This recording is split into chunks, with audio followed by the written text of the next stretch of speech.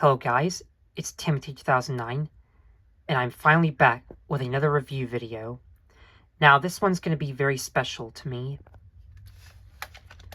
since, as of recording, this show is over 40 years old.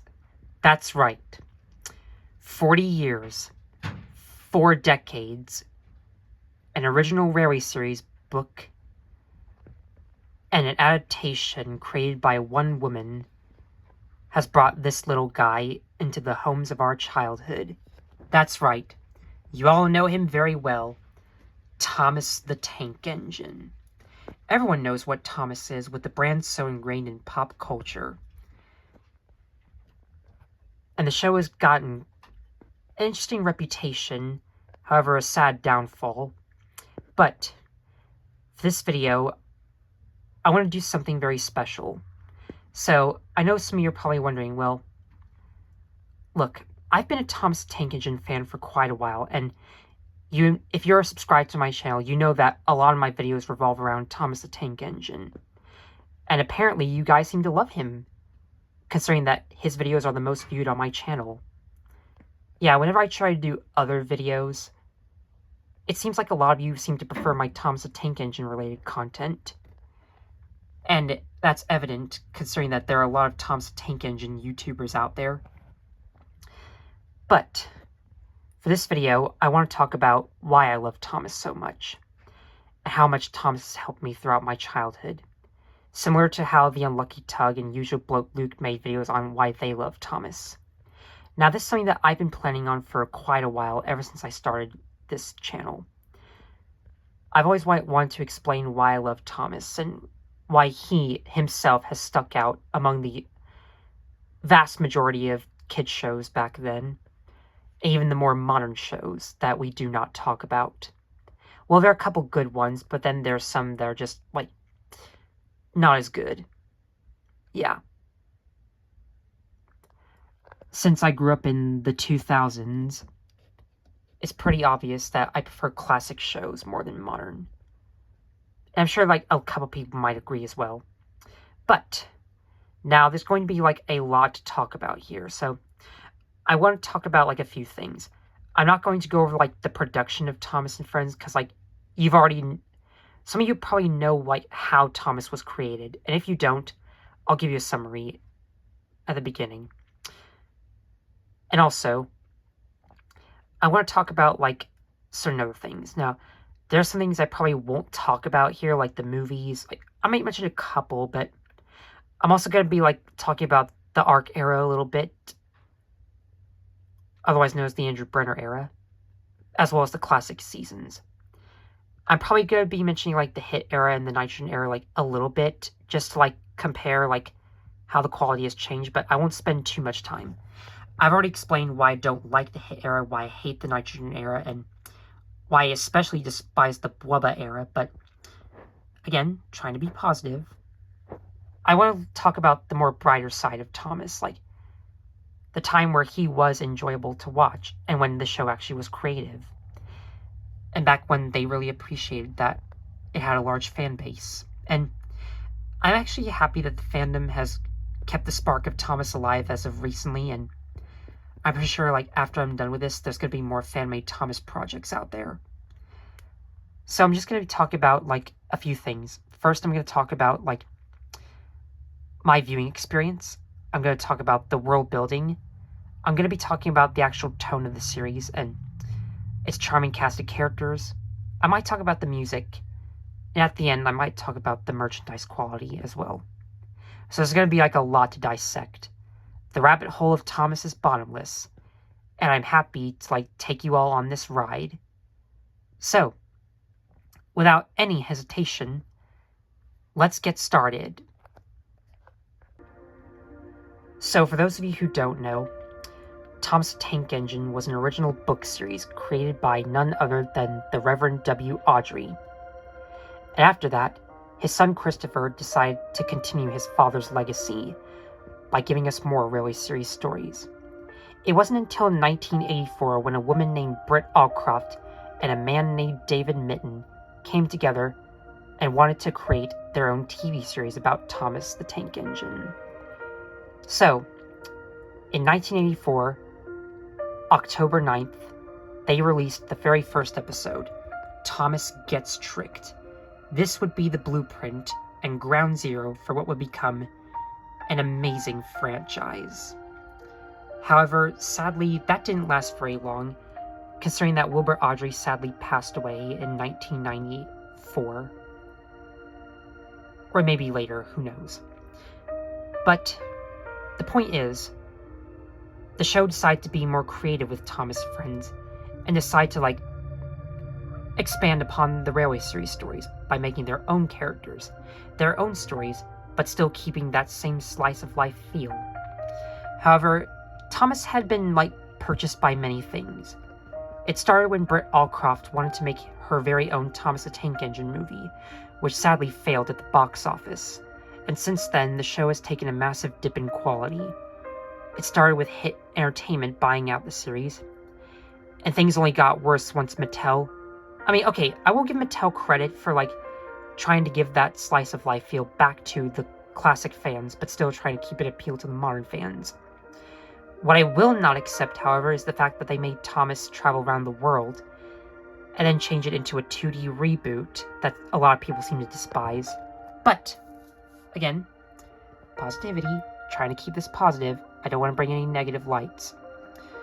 So, but even since then, the Thomas fan base has grown quite immensely. Back in the old days, you would constantly see fan-made remakes, fan-made music videos, but it wasn't until then that people started making their own fan-made episodes. Look at The Mad Bomber by Leo Kim Video, or what about Transformers by James Farr? You name it. And people started making custom toys. And ever since then, Thomas the Tank Engine had never lost its charm. Well, the TV series did, not the actual fan base. So, now that you know about Thomas, now some of you probably want to know how did I get into Thomas and Friends? Well, that's a great question. This all started back when I was around 2 or 4 years old. Basically, I was born in 2002, and I started watching Thomas around 2005. Yes, I did see seasons 1 through 7 and seasons 8 through 9, as well as Calling All Engines Magic Railroad. But the very first episode I remember watching is Thomas Gets Bumped on the Best of Thomas VHS and DVD. And I thought the show looked pretty cool. It had a pretty nice cast of characters, it had a nice world building to it. There were some crashes that kind of scared me as a kid. But overall, this show had a very calmer tone. It wasn't too loud and obnoxious. It wasn't like other shows that were just shining keys in your face. No, quite contrary. Because this show has a lot of passion put in it. It has a charming slice of life feel, entertaining stories that can inspire a lot of people, and a lot of great characters that we can look up to whenever we're feeling down. These characters have a few struggles, they have a few goals in their lives, but they can't help but accept the fact that they live on the island of Sodor, and life there is a beautiful place. Like in the episode All at Sea, where Duck wants to travel across the sea. But then he realizes that, hey, being an engine is actually great, because it can help you accomplish great goals. I think that the show has some great messages and a great cast of characters and world building. You can tell that people do really love railways here. They want to make the trains look real as possible. And since this is a fully model series type of show, it honestly feels kind of real, we are in the island of Sodor, and we are looking at this little blue guy for the first time, and we're so invested by him and all of his friends, that maybe we want to, have a nice calm tone, I know that the world can be pretty scary sometimes, but the island of Sodor feels kind of like a safe place for us. Yes, the engines do fear getting scrapped, but that's besides the point. So, again, I was fully sucked into this world when I first started watching.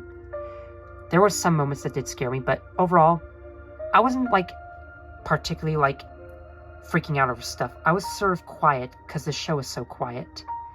I was glued to the screen by this guy, and I wanted to, like, be fully invested in his world, his great morals, and just the qualities he represents. Like, Thomas has done a lot for me, and he's done a lot for, like, a bunch of people out there in the world. He even, like, helped out a few autistic people because they love trains, and they want to feel safe. So, no wonder Britt Allcroft and David Mitton decided to do this.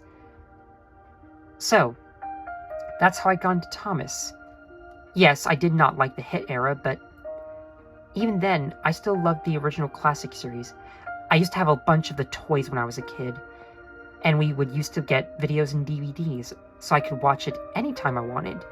There were other cartoons I did enjoy, but none of them can hold a candle to the little blue engine himself, Thomas. So, now that we know about Thomas, let's go ahead and talk about his world, the island of Sodor. So, the Northwestern Railway consists of a lot of things. They have a shed for the engines to sleep in. They have stations to pick up passengers.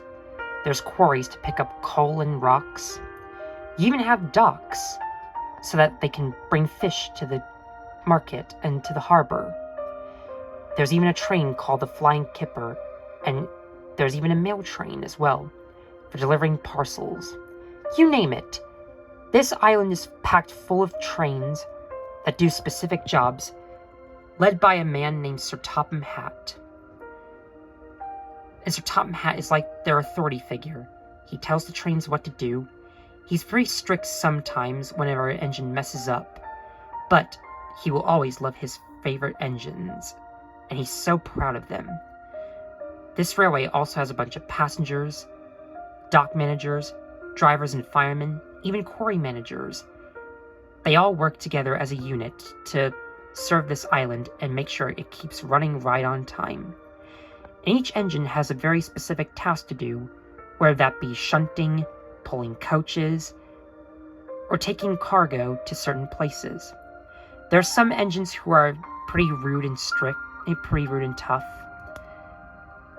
And sometimes the engines don't really get along with each other, but that's what makes their arcs more intriguing.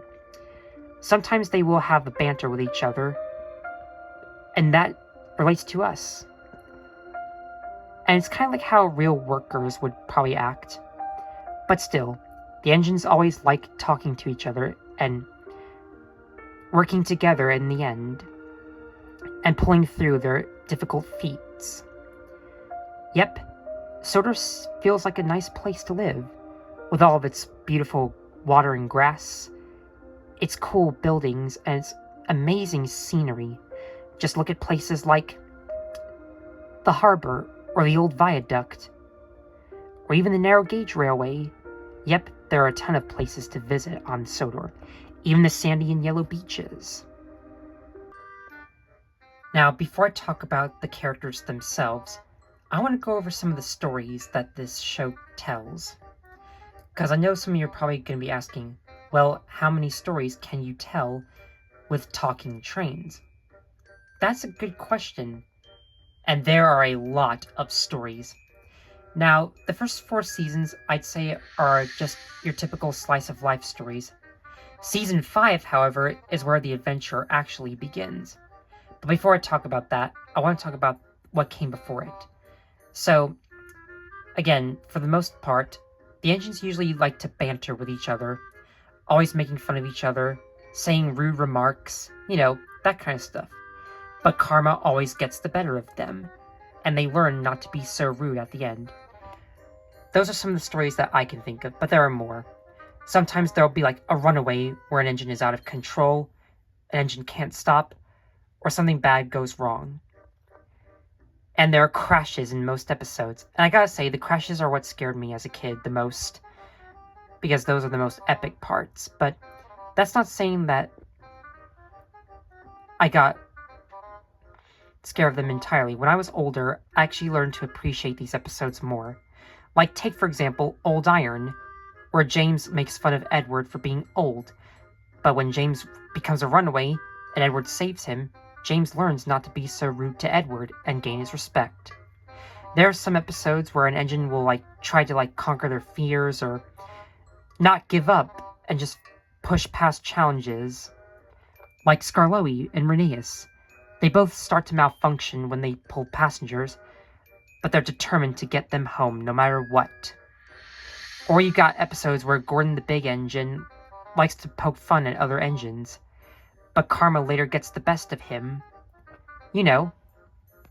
And there are other runaways like a close shave for Duck, the Runaway, obviously. And there's some fun races like Thomas and Bertie's Great Race, Percy and Harold, you know. There are several stories you can tell with these trains. And I think that's what makes the show so impactful. There are also many great life lessons like the simple things in life are the ones that are right here on the island of Sodor. Like in All at Sea. Having races is fun if you take part. Don't be rude to another engine or karma will bite you back in the butt. I think this show has taught so many great things like learning how to behave, learning to become more mature, growing up, not giving up, showing determination, etc. So yeah, that's the literal gist of the stories. Now let's actually go and talk about some of the trains themselves, or engines. Sorry if I keep saying that. Now, engines can come in all shapes and sizes, but not every character is an engine. There are buses, boats, helicopters, cars, cranes, etc. What I love about this show is that it has an ensemble cast. Like Thomas is not the only main character. You've got other trains like Henry, Gordon, Edward, James, Percy, Duck, Toby, Donald and Douglas, Emily, Murdoch, Arthur, Fergus, and many more. So, what are these engines like? Well, you've got the cheeky engines like Thomas, Percy, Bill and Ben, but these trains do learn to become more mature as the show goes on. Or at least Thomas and Percy. Percy usually acts more grumpy than mature, which is unlike Thomas from Season 5. Bill and Ben are very mischievous little engines who love to cause trouble and play tricks on other engines. They do argue with each other sometimes, but they always get back together in the end. Same with Donald and Douglas. These two are twin brothers who always got each other's backs. They only argue one time, and you could say that they also argue a lot in the CGI series, but even with those little problems, I still think Donald and Douglas are pretty good characters as well. You've got boastful, egotistical engines like James and Gordon, who shows off about bragging about paintwork or the express. And again, karma comes back to them, and they learn to be more humble. And the cycle repeats. You've got old characters like Edward, Toby, and Skarloey, who are always looked down upon by the bigger engines, or in Edward's case. But Edward still proves his worth, and proves that he's very useful even though he's old. You could say the same thing about Skarloey, who wants to, save the passengers when he's damaged. Toby is another interesting character, but he's more of, an authority, grandpa-type figure. You could say the same thing about characters like Edward, or Hero, for that matter. You've also got evil engines like Diesel 10, Arian Burt, Devious Diesel himself, or more antagonistical characters like Spencer, George, and the Hard Lorries. All of these characters really flesh out well with each other, they bounce off pretty well, they always have fun banter, and they always get their comeuppance. So, I'd say the characters are all pretty well written here. They act like how normal people would, like normal workers, where they banter with each other, but still learn to be humble. And I think these engines play a great part on the island of Sodor. You've got passenger trains like Gordon, Henry, and mostly James, but he usually pulls freight cars as well, even though he hates that job, and I don't blame him. You've got engines with branch lines such as Thomas for his Farquhar branch, or Edward for Wellsworth. And then the narrow gauge engines are as equally important, but I think they have a bigger impact on Season 4. And there's still a lot of great fun accidents, fun runaways, and amazing races with each other. And even though it's just typical everyday train stuff, these engines still play a great part and learning to be really useful, as all of Sir Topham Hatt's engines. And then you've got the main man, Sir Topham Hatt, the controller of the railway. He makes sure everything runs right on time, and he acts as well as a father figure to the trains when they misbehave. He's not too afraid to yell at them when they mess up, but he still loves them in the end. And so, that's basically all the characters. You've got other characters as well, but this show has an entire cast of characters. It's hard to list right now.